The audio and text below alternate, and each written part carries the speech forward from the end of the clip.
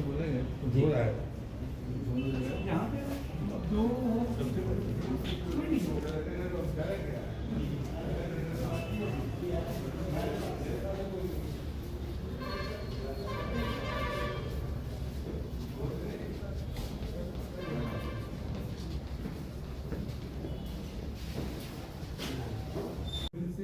और राजेश और एक नारायण सिंह जी का निर्माणकार है और एक सब चौथा अनुज पटेल का है सर। अभी तक सर बैंक वालों ने पैसा राशि नहीं दी सर और एक बैंक में उसको आप तो बैंक की घटनाएं बताओ। अगर पिछले तरीके में हम कोई गति नहीं ला पा रहे तो हमारी रिपोर्टिंग वही मानी जाएगी जैसे अपन रूटीन करते हैं। सर निवेदन ये है सर, बैंक वालों से जाते बैंक वालों से मेरे पास कुछ ना लक्ष्य है ना कोई निर्देश है। बैंकों को भी निर्देश जारी करे जाए। नहीं, लक्ष्य किसकी तरफ से कह रहे हैं? निर्देश भी मेरे पास कोई ऐसे निर्देश नहीं है। बैंक वाले तो कहते हैं मेरे पास कोई निर्देश नहीं है। बैंक की तरफ से कहते हैं जी सर, उसके लिए तो अपने पास एक ही आदमी है। तो आज के डेट में हम लोग नंबर ऑफ केसेस जो भेजे हैं अभी इनके नहीं भेजे हैं। अभी अपने यहाँ पे और लोगों में इंटरेस्ट है तो लगातार बैंकों से इन चीज़ों का लगातार मांग है, उसमें लगा हम लोगों को टाइम तो लग रही है। बड़े प्रोसेस हम लोग ये मान रहे हैं कि एटलीस्ट एक ब्लॉक में हम लोग 3 से 4 क्रॉसिंग में करने की स्थिति है। तो 7 अगर हम लोग ने 30 मैक्सिमम जो है हम लोग मार्च तक करने की स्थिति में रहता है। पर अभी तो 4 ही है ना सर 4 तो अभी हो ब्लॉक में एक भी करें। जी सर, जी सर। 5 तो करने के सभी सभी को सब 10 तो अपन टारगेट करो ना, 1 लाख से 1 लेके फिर डीएम साहब को बताओ। थोड़ा सा अपन को अपने ढंग से अपन ये करो, प्रोसेस करो, क्योंकि मेरा विभाग है, पैसे की इसमें कोई कमी नहीं है। और मेरा एक निवेदन ये है कि हमारे पास हमको पैसा खर्च करना है, ये आपको भी पता होगा। हम चाहे समूह के लोगों को दें, व्यक्तिगत दें, जितना पैसा चाहिए उतना पैसा हमारे पास है।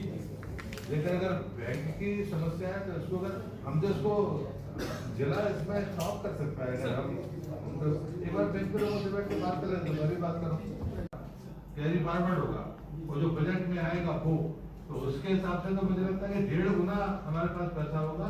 और उनका कहना है कि मई 2030 तक इसमें से 60% खर्च करना है। तो हमें तो खर्च करने के तरीके ढूंढने चाहिए।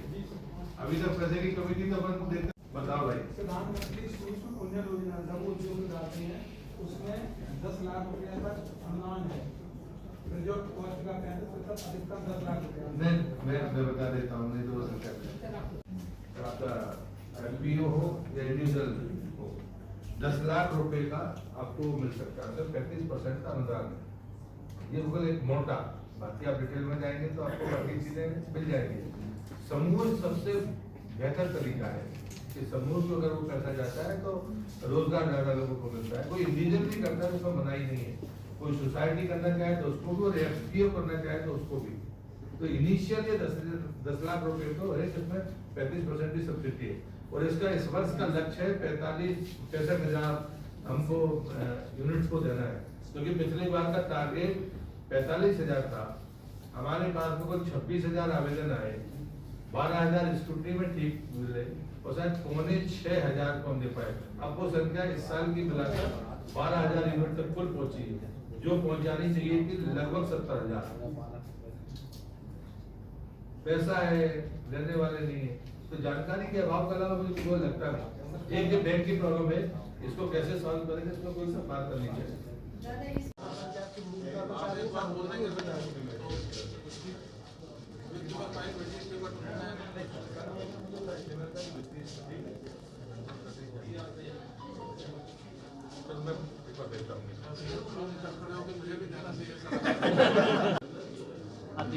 दिशा की बैठक के लिए मैं सभी जनप्रतिनिधियों का और अधिकारियों का हृदय से आभार व्यक्त करता हूं। इतने 60 नोटिस पर ये बैठक हुई और जिसमें जो हमारे नियमित काम होते हैं, चाहे वो प्रधानमंत्री सड़क योजना हो या अन्य जितनी भी हमारी केंद्रीय योजनाएं हैं, जल जीवन मिशन से लेकर सभी। लेकिन जो तात्कालिक मुद्दे हैं बिजली के ट्रांसफार्मर्स के, खुशी की बात है कि जितने भी हमारे पात्र, आज सारा बैकलॉग खत्म होगा। 21 ट्रांसफार्मर्स की ज़रूरत थी तो 28 उनके पास आवंटित हुए हैं। लेकिन जहाँ पर भुगतान नहीं हुआ वो क्राइसिस अभी बची है, और वोल्टेज की प्रॉब्लम के लिए कुछ जो सामूहिक नीति बनी है, मुझे लगता है उससे स्थायी समाधान हो जाएगा कि आने वाले 15 दिन में हम वोल्टेज को प्रॉपर मेंटेन करेंगे तो ट्रांसफार्मर नहीं जलेंगे। लेकिन मैं किसान भाइयों से निवेदन करूंगा कि अगर हम परमानेंट कनेक्शन और टेम्परेरी कनेक्शन के अलावा जो गतिविधि चोरी की श्रेणी में आती है वो खुद अपना नुकसान नहीं कर रहे हैं, बल्कि वो परमानेंट बिल देने वाले ईमानदार किसान उपभोक्ताओं को और अस्थायी तौर पर जो इस समय खेती के लिए कनेक्शन लेते हैं उन सब के साथ भी अन्याय है, और हम सबको मिलकर बेहतर काम करना चाहिए। वर्षा पर्याप्त हुई है, स्टॉप डैम हैं, लेकिन पानी के उपयोग को लेकर हमें सचेत रहना चाहिए। और अन्य जो हमारे बिंदु हैं उन बिंदुओं में, चाहे जो मवेशी सड़क पर घूमते हैं, गौ माता, उनके प्रबंधन पर भी हम सबको मिलकर काम करना चाहिए। और मैं मानता हूं कि अमृत सरोवर में और पुष्कर तालाबों में ज़िले ने बहुत अच्छा काम किया। FPI में भी मुझे लगता है कि बहुत बेहतर काम हुआ है। तो जिस समूह के जो अनुदान है उसमें प्रदेश में दूसरे नंबर पर दमोह रहा है, इसलिए मैं बधाई देता हूँ। भाई साहब, धर्मांतरण मामले का कोर्ट में जो है, मुझे लगता है कि धर्मांतरण का पाप जो भी करे उसके खिलाफ समाज हो या सरकार हो, ताकत के साथ हम सबको खड़ा होना पड़ेगा। जो बच्चे आए हैं, अब उनके पिता और उनकी जो उम्र है, हम भी उस पर विचार कर रहे हैं कि हम उन बच्चों को परवरिश देने के लिए क्या रास्ता अपनाएं। ये रास्ता सब कुछ सरकार के कंधों पर नहीं हो सकता, हम सबको करना पड़ेगा। मैंने एक स्थान है तो अपना गौ अभ्यारण्य तय किया है। कोई पात्र मात्र शक्ति मुझे मिलेगी तो हम ये काम जल्दी शुरू करेंगे कि ऐसे बच्चे जो अभिभावकों के कारण धर्मांतरण के जाल में फंसे, अगर वो वहाँ से वापस भी आ जाएँ तो जाएँ कहाँ। तो इस पर भी समाज को चिंता करना पड़ेगी। ये काम सरकार के भरोसे छोड़ना मुझे लगता है ठीक नहीं। सर, मामले को लेकर के जिला प्रशासन पर बार-बार गंभीर आरोप लग रहा है। देखिए, उसमें कोई गलत लोगों की जो भी वकालत करेगा वो नुकसान में रहेगा।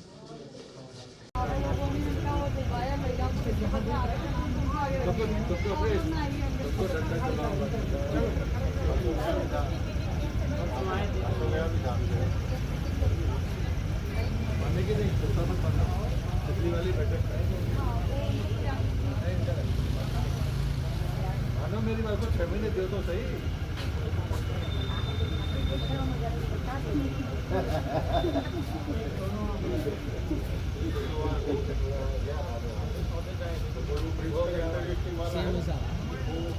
मेरे हो रहा है आशीर्वाद।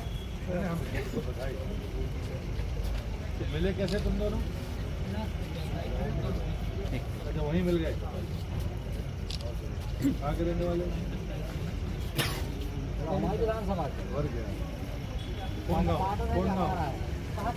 गाँव कौन? छत्तीसगढ़ की है। क्या नाम है?